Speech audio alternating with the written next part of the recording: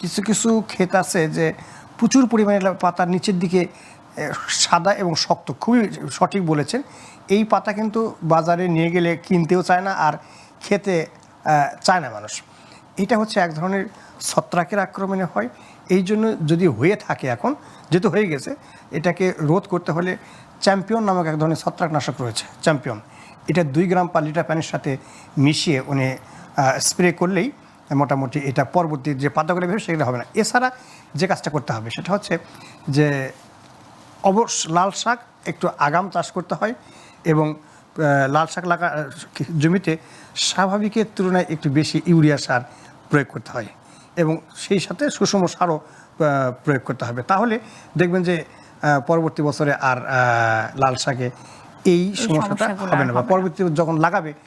লাল শাক তো আসলে প্রতি মাসে লাগানো যায় এবং সারা বছরে লাগানো যায়।